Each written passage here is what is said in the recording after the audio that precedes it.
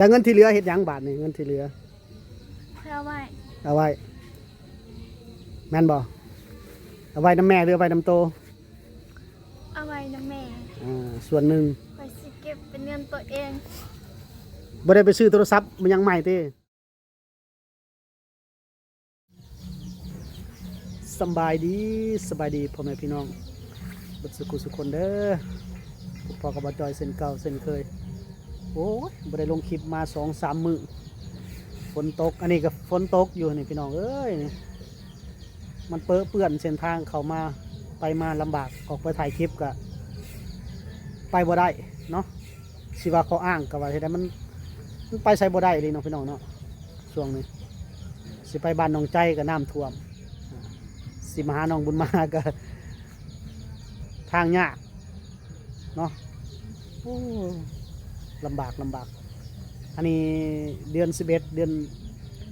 11สิเข้าเดือน12แล้วก็ยังมีฝนตกอยู่เนาะเดือน10เดือน11แล้วพี่น้องมาเยี่ยมน้องบุญมาก่อนตั้งแต่มามอบเงินให้มือจัดเตรียมงานวันคล้ายวันเกิดเพิ่นก็บ่ได้มาเลยบ่จอยก็ไปถ่ายทำคลิปลงช่องบ่จอยพาเที่ยวแน่เนาะแล้วก็ถ่ายลงทางบ้านฟ้าแน่เนาะเฮ็ดทุกวิธีทางช่วงนี้ก็ยังจิตลบอยู่ จักให้ได้มันจะยิ้มสู้หัวสู้อะไรพี่น้องติดลบแทบจะทุกเดือนเนี่ยนี่เรายูทูบเบอร์ก็พากันออกมาจมห้องอุกอ่างแต่ละคนเนาะว่าไผก็บ่รอดไปสร้างมันดอกลุยต่อมีขึ้นก็มีลงเนาะแต่ช่วงนี้ก็อดทนเอาก่อนเนาะพอดีพายุฝนเข้ามาเนี่ยมาหาน้องบุญมาก่อนเนาะบ่ได้อัปเดตเราดนได้พี่น้องตั้งแต่มอบเงินให้5 ล้านกีบมันก็บ่ฮู้ว่าเพิ่นจัดงานบ่หรือจัดหรือบ่จัดบ่จอยก็บ่ฮู้ว่าน้องเพิ่นก็บ่ได้แชทมาบอกหรือบ่ได้มาบอกบ่จอยก็บ่ฮู้เลยบ่ได้ส่งรูปส่งหยังให้บ่จอยเลยเนาะก็บ่ฮู้ทางผู้ใหญ่เพิ่นก็บ่เห็นเนาะเฮาก็ไปถามน้องเพิ่นเองเลยเนาะทุกคนเนาะเป็นจังไดกันลงมาแล้วสบายดีน้องบุญมาสบายดี FC โอ้บ่ได้เห็นกันหลายมื้อเลยเนาะแม่น2 อาทิตย์พุ่นบ่จำบ่ได้จนจำบ่ได้เนาะนี่ก็แวะเข้ามาก็ค่ำมืดแล้วช่วงนี้ไปใส่ฝนตกตัวนี้บ่ได้ไปใส่ยังไปเฮ็ดงานคือเก่าเนาะไปหากินเด้ไปหาหน่อไม้ฝนตกก็ไปบ่ตกก็ไปกับไผล่ะไปกับเอื้อยโอ้ได้บ่ได้อยู่เนาะโอ้แล้วฝนตกแล้วก็ไปเฮ็ดสวนอยู่ไสก็สวนอยู่คาเฟ่ ฝากพุ่นบ่เด้อโอ้เห็นลงสตอรี่อยู่ไปทางไปตัดไม้นะบ่เด้อโอ้ไว้แดดก่อนไว้แดดออกก่อนจังไปนำฝั่งนั้นเอาใส่เรือไปสบัดนี่ใส่เรือนะบ่าวยืมเรือเพิ่นเด้ออ๋อช่วงนี้น้ำหลายเด้เนาะน้ำลายบ่ไปช่วงนี้ย่านน้ำลายอันตรายน้ำขึ้นฝนตกคู่มือเด้ไปทางจังมือแล้วได้ประมาณนิดนึงกับฝนตก อันเป็นไห้ใหญ่บ่หรือไห้ต้นไม้น้อยๆนึงมันเป็นหญ้าแบบนี้แล้วก็มีต้นไม้ใหญ่อ๋อก็เป็นบ่ได้มีที่ต้นสำเซาสำนี่บ่มีติต้นไม้นะมีบ่สิได้ตัดบ่หรือมีแต่หนึ่งส่วนแบบว่าเฮ็ดซอยกันแบบนี้เอาแห้งกันอ๋อเอาแห้งแล้วแต่ส่วนเอื้อยอ๋อเอื้อยคำตากับหนูหน้าได้ส่วนคอยยังบ่ได้ไอ้ที่ไปเฮ็ดสวนนี่สวนไผสวนแม่บ่หรือสวนเจ้าเองสุมเจ้านะไปเฮ็ดดินนะบ่ไปเฮ็ดสวนนี่เฮ็ดสวนของเจ้าเองเลยเฮ็ดสวนของคอยเองเฮ็ดน้ำกันนั่นแหละเลยเป็นสวนที่ว่าเอาแห้งกันแบบว่าต้องเฮ็ดหญ้า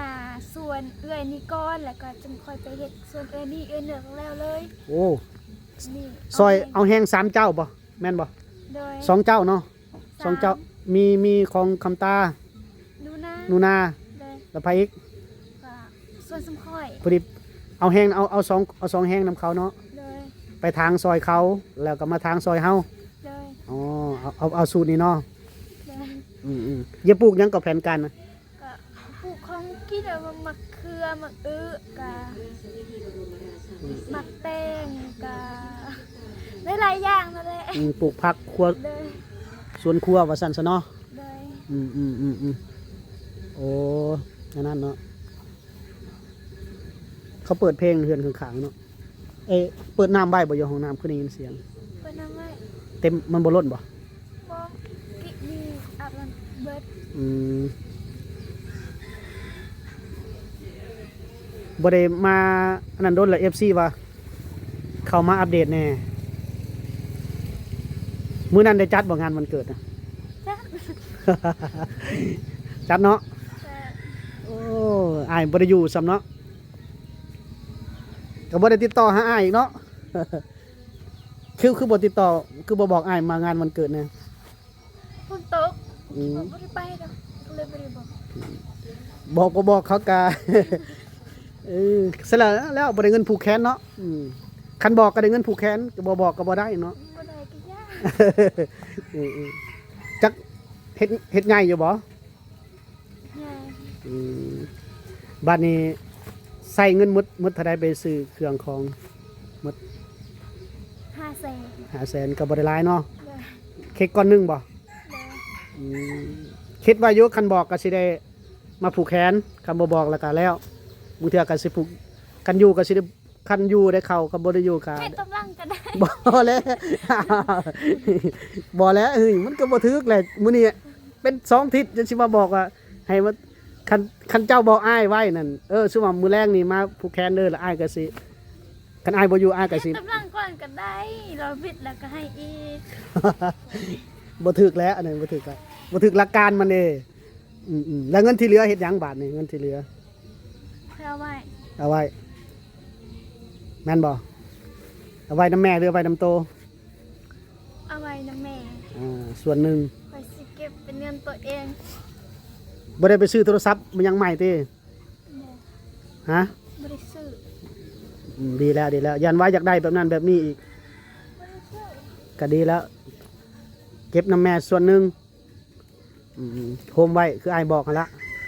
ก็ดีใจนำ ก็ห้องไว้เพื่อเจ็บเป็นไข้นั่น ถึกแล้วโฮมมันคือโฮมได้ ไม่ว่างเราว่าซื้อทอง คือว่าเอาครอบครัวให้ตัวเองให้รอดก่อนซื้อทองเนาะ ให้ได้ก็เก็บไว้ก่อน ดีแล้วน้องเอ้ย เก็บเอาไว้ยาม บ่อายันเจ้าไปซื้อ แบบนี้ อายันเจ้าไปซื้อโทรศัพท์นั่น บ่ได้ซื้อ เห็นจมว่ายังก็อยากได้โทรศัพท์ยังก็ ไม่อยากได้ บ่อยากได้แล้วเนาะ คิดในใจอยากได้อยู่แต่ว่าเสียดายเงิน เออ ก็เลยบ่ได้ซื้อ เห็นเราจมไว้ ขอถ่ายรูปนำเขาก็ได้ เห็นจมตัวนั้นว่าโอ้จะได้เห็นหมูจับ iPhone แล้วจะได้ iPhone เด้ว่ะ iPhone ยังก็ iPhone 11เห็นเขาเห็นเพิ่นเห็นเขาใส่มันถ่ายรูปงามเด้แล้วบ่จอยไว้บ่ไปอันเฮอนํเขาก็ยาบัดทีนี้น้องเพิ่นได้เงินมาแต่คิดว่าเอาลองใจเบิ่งเพิ่นเลยว่า มีความคิดอยากอันนั้นบ่ว่าแต่ว่าบ่ได้ไปใส่บ่ได้ไปซื้อเนาะดีแล้วบ่ต้องใส่เงินฟุ่มเฟือยเก็บไว้เอาไปไว้น้ำแม่เนาะ ได้ แล้วก็ส่วนหนึ่งก็ไปซื้อเสื้อผ้าไว้ใส่ตัวเองแปลกใจบ่ช่วงนี้อ้ายบ่ได้มา ไม่ได้แปลง บ่ได้แปลกเนาะยันว่าไอ้จอยไปทางใดเด้เนาะบ่เห็นมาเข้ามาถ่ายน้องเลย คิดไปเฮ็ดเวียก โอ้คิดว่าอ้ายไปเฮ็ดเวียกก็ กินข้าวแรงกับหยังมื้อนี้นะ กินหน่อไม้ กินอีกแล้วหน่อไม้นะเกี่ยวหลายังบ่มาอยู่บ่อยากถ่ายเกี่ยวหลาบ่ได้ถ่ายจักเทื่อโดนแล้วเด้ 6 โมงพุ่นเรามาจนว่าค่อยสิไปซอยเวียกซอยลาวแล้วก็เฮ็ดเวียกแล้วก็มาเลย ฮอนนี่เจ้ายังสิไปซอยเกี่ยวหลาอยู่ เลยสิไปซอยเพิ่น เอาเวียกหยังล่ะบัดนี้ ก็ซอยในงานนั่นแหละเวียกล้างถ้วยเซ็ตโต๊ะต่างก็ล้างจาน งานเก่าที่เราเฮ็ดน่ะบ่ แม่น โอ้ นี่เลิกค่ำแล้วเวียกบ่แล้วเจ้าต้องไปซอยเอื้ออีก โดยซอยให้เราเฮ็ดเวียกเบิดมือหลักสิเมื่อย อ๋อ ไปซอยล้าง ไปซอยล่างเสร็จโต๊ะเสร็จตั้งจัดโต๊ะ ได้ อืม ไปซอยแล้วงานยังก่อนงานเก่าแล้วนะ ดังถ้วยกับพนักงานเสิร์ฟ กับเสิร์ฟเพิ่มเนาะแล้วอันนี้สิไปซอยได้อันนอกจากคำมาแล้วเห็นเอื้อยบ่มาแล้วสิไปซอยเวียกเอื้อยแล้วก็พามานำกันอีกโอ้ดีสมีน้ำใจเนาะหนึ่งข้าวแรงกินข้าวแรงบ่ได้หนึ่งข้าวบ่มื้อนี้ เขาเย็น กินข้าวเย็นสบายเนาะบ่ได้เปลืองเนาะกินข้าวเย็นกันแล้ว เขาเย็นมันก็ยังกินได้ อาหารก็กินหน่อไม้เนาะ ไม่ได้แข็งเลย แล้วก็มึงเถื่อไปในหน้าเวียกแล้วเพิ่นคงกินเพิ่น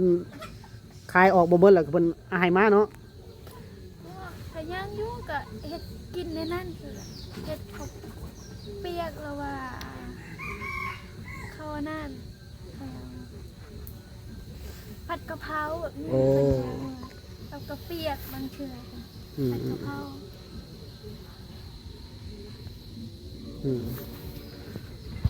มือหน้าอายจะมาอัปเดตอีกให้มันบดฝนก่อน เด้อ จักโมงไปทางไห้นะไปทางสวนนะ แต่เสาร์8-9 โมงนี่ จักโมงมาตอนเที่ยง เฮ็ดเปียกบนมือเลย อยู่พุ่นเลย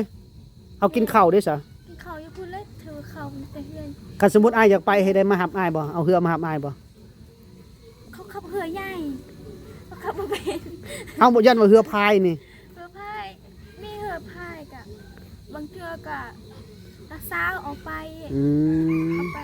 อันนั้นอยู่ให้ก่อนก็ขับเรือใหญ่หายืมเรืออ้ายน่ะอ้ายนวลอ้ายลูกนาสาว โอ้เรือเขาคันเขาเอาเรือใหญ่ไปแล้วเรือใหญ่มันใส่เรือจักรบ่ แม่ จักรก็เลย ไปตอนแรกเพิ่นจังมาเนาะเขามาแล้วมานำกันหมด เลย ก็ยันว่าได้เฮือน้อยไปแหละไอ้ายสิไปตำลังเลยให้เจ้ามาหับอ้ายนะ เลย พายมาหับอ้าย ก็ได้เลย บะ ไปเสีย มือ โทรศัพท์ไปน้ำแบบนี้ มือได้แดดก่อนมือได้แดดก่อนเด้อมือ เล ได้ ย กะได้สวนเห็ดก็ดีคือกัน พอได้เอาไปขายเครื่องเนาะ เลย พอได้เครื่องปลูกของฝังเห็ดใกล้ๆกันหมดบ่3 ไร่เห็ดใกล้กันหมดเลย ใกล้กัน อ๋อแคมเซ่นี่เหรอวะ เลย อืม เขาไปอยู่หน้าอีกว่าแม่นแคนซี เข้าไปในอีก เลย อืมเลิกเติบบ่ บริเลิกปานไหน เจ้ามาหับอ้ายได้บ่ฮอดมือนั้น ได้ พายเรือได้บ่เจ้าพายเรือขามมา ได้ เอาคักได้ เอาก็ได้เพราะไม่แบบว่าเคยพายหรอก อ๋อโอเคเราเคยพายเรือจากโมงสิไปหลัดแก้วลานะ จักหน่อยเลย โอ้น่าจะสลุมมืดเนาะ นะ ไปรถหยังล่ะ ไปค่ะ ได้บ่ขี่รถออกซะบ่ได้ยากบ่บ่ได้เปื้อนบ่ เพื่อน หรือว่าย่างไป คิว ขี่รถได้เนาะขี่รถไฟฟ้าไปกันย่างไปนี่มันโอ้โหขี่ตมเพียงหัวเข่าเพียงหน้าแข้งฝนตกทางเขาเฮือนน้องเพิ่นก็ย่างยากลำบากฝนตกนี่บ่จอยเข้ามากระบืนต้มเข้ามาอึกกระทึกว่าฝนตกนี่ไปใส่ก็ลำบากแล้วมาแวะน้องเพิ่นแล้วก็มาตอนค่ำอีกช่วงนี้น้องเพิ่นไปเฮ็ดงานประจำแล้วก็มาทางไห้ทางสวนปลูกผัก ดอกไฟนี่ทั้งเทิงบ่ได้ต่อเขาบ่ทั้งเฮือน บอ มืดเด้ถ้าจะแสงโซลาร์เซลล์นะ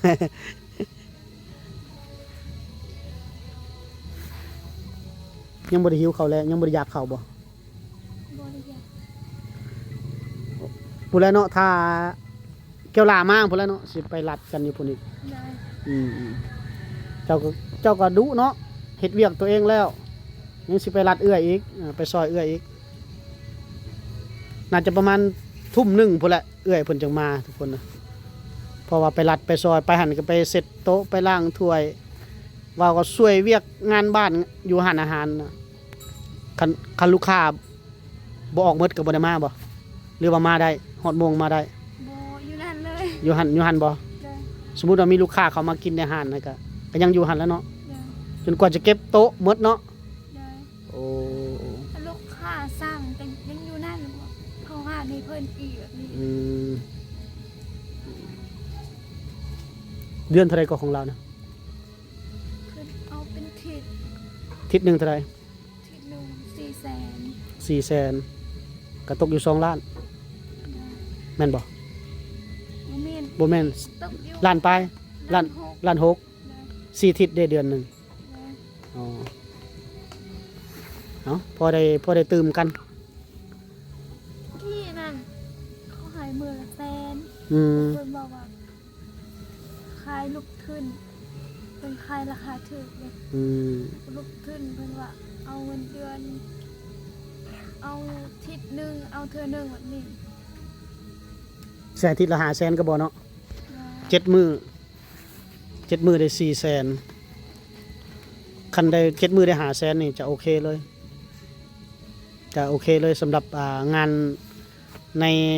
บ่แม่นในเมืองว่าซั่นซะพี่น้องเอ้ยงานแถวบ้านนอกบ้านนาเฮาก็จะประมาณนี้แหละเพราะว่าถ้างานในเมืองน่ะแม่นมันแพงอยู่แล้วค่าครองชีพเด้แต่ว่าในชนบทลาวเฮานี่ก็จะประมาณนี้แหละมีแต่อดทนสู้ๆหั่นละน้องๆกะพอได้ซื้อข้าวกินพอได้ใช้คือน้องบุญมาเพิ่นก็ในนี่แหละเงินเดือนเพิ่นก็ล้านปลายกว่าจะหมดเดือนก็พอแห้งเนาะซ้ำเดือน 2,000 บาทนั่นละ 2,000 บาทประมาณนั้นแหละพี่น้องเอ้ยแก้วลานี่ก็ประมาณ 2,500แก้วลานี่ประมาณ 2,500เพราะว่าคัน 3,000 มันก็ตกอยู่2 ล้านแหละแต่ว่างานน้องบุญมาเนี่ยจะง่ายนะจะ 2-3 ชั่วโมงก็แล้วต่อมื้อหนึงบ่ได้อยู่มืดมื้อบ่ได้อยู่ฮอดครึ่งมื้อเนาะ เลย โอ้มืดคักแล้วบัดนี้พี่น้องเอ้ยพุ่นน่ะท่านเสียงดนตรีเพิ่นก็เปิดอยู่โอ้ยจังนั้นเข้าคลิปเฮาแล้วเนาะเพื่อนข้างๆนี่บรรยากาศข้าง ปกติเขาเฮ็ดเฮือน ๆเขาก็เฮ็ด พื่อน เขาสร้างเพิ่นมาก่อสร้างเฮือนข้างๆนี้เขาก็เปิดเพลง เลย ฟังมวน มีแต่บ่าว ๆผู้บ่าวเจ้าบ่มักบ่ล่ะ บ่ สร้างมาแต่ไสน่ะมาแต่ไกลบ่ บ่ได้ใกล้แถวเฮือนนี่แหละบักปึกกับ โหสร้างวัยรุ่นบ้านเฮานี่ หมู่เพิ่นอยู่บ้า อื นกระตัง ม ฉะนั้นแหละ สร้างวัยรุ่นบ้านเพิ่นบ้านน้องเพิ่นคนบ้านเดียวกันเนาะ เลย อ่า บักปึกนั่นจะเป็นลูกลุง พี่น้องญาติเขาเองเอาละญาติเขาน้องโอ้ยยืนโดนแล้วปวดแข้งปวดขาแล้วล่ะอ้ายก็สิได้กลับก่อนไว้หมดฝนก่อนแดดออกคักก่อนพี่น้องเอ้ยอยู่กับน้องบุญมาเพิ่นโอเคท่านผู้ชมเอ้ยค่อยคำยามแรงแล้วบ่จอยจะได้กลับก่อนพบกันใหม่ในอีพีหน้าพุ่นละเมื่อได้แดดออกอากาศดีก่อนจะมาลินน้ำน้องคนนี้เด้อทุกคนเอ้ยพบกันใหม่ในอีพีหน้าสำหรับอีพีนี้สบายดี สวัสดี บ๊ายบายเพื่อนนั่นละ